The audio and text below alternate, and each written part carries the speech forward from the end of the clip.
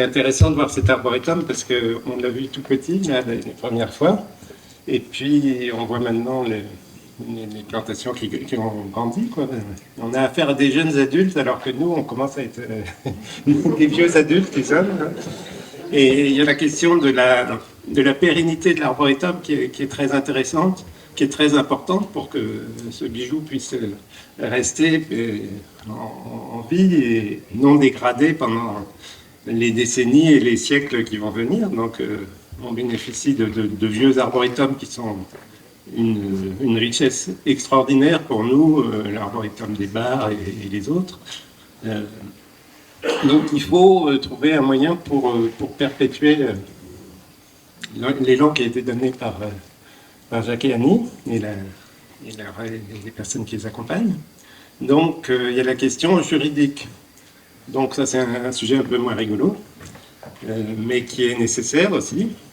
Et donc Jacques vous a parlé de l'obligation réelle environnementale. Et donc ça c'est un moyen qui permet de faire qu'un espace naturel, donc ça peut être un arboretum, mais ça peut être d'autres espaces naturels, reste dans la continuité et que cet espace ne soit pas dégradé. Donc c'est un contrat qui est fait entre le propriétaire de l'espace naturel, donc ça peut être le propriétaire de l'arboretum, et puis soit un organisme public, soit une association qui va contrôler le fait que l'espace naturel reste un espace naturel, qu'il n'y a pas de saccage, enfin que tout est dans la volonté des concepteurs, quoi. Donc ça, c'est une solution qui est vraiment intéressante, qui se développe peu pour l'instant, parce que ça demande des contraintes, en fait. Il faut, en fait, que le propriétaire s'engage à respecter la qualité de l'espace naturel, et puis l'autre paramètre, c'est qu'il faut trouver un partenaire. Et ça, c'est pas évident. Alors, on a la chance de travailler avec un notaire qui s'intéresse beaucoup aux arts, qui s'appelle Benoît Hartenstein, qui se bat pour essayer de faire des ORE avec des arbres.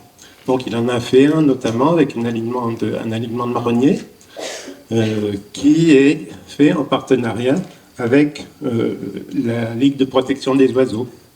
Donc le propriétaire s'engage pendant 99 ans à conserver cet alignement, à ne pas le dégrader, et la LPO vient tous les ans voir si ces arbres sont encore en bon état, s'ils n'ont pas été altérés, si les nichoirs qu'ils ont posés sont pérennes, de façon à ce que l'espace reste naturel. Donc ça, c'est une solution. Il y a deux autres solutions qui existent.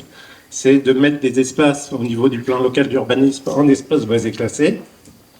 Donc ça, c'est très bien, mais ça évite pas les dégradations, ça évite juste les abattages.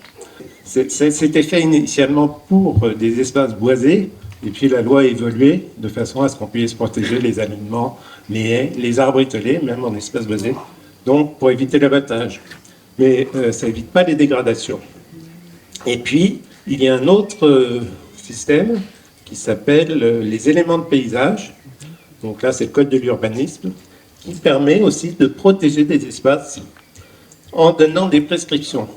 Mais souvent, les prescriptions ne sont pas données. Donc ça peut être des prescriptions qui sont données pour un arbre unique, pour un alignement, pour un groupe d'arbres, etc. Donc, et puis, il y a la loi Guillemot. Voilà. Donc, en fait, depuis 2016, on s'est réunis avec l'association Arbre, avec Louis qui est représentant de l'association Arbre, Louis Valin, de façon à étudier les textes de loi qui existaient pour les arbres hors forêt. Donc en fait, il y en a quelques-uns. Souvent, c'est des textes qui sont faits pour que les arbres ne posent pas trop de problèmes, notamment le long des voies de circulation, les réseaux électriques, etc. Mais il y en a relativement peu qui sont là pour protéger. Donc on a étudié les textes existants, on a étudié ceux qui étaient complètement obsolètes et qui posent vraiment des problèmes, notamment le fameux article 673 du Code civil qui permet de couper les branches en limite de propriété et qui peut faire des dégâts. Et puis, donc, on a fait la liste des textes intéressants, des textes à améliorer et des propositions.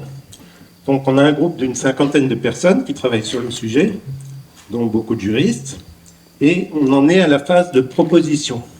Donc les deux juristes qui nous aident beaucoup sur le sujet ont carrément écrit des propositions de loi que vous retrouvez sur un petit fascicule que je n'ai pas apporté là, mais que vous retrouvez sur le site internet du CAUE.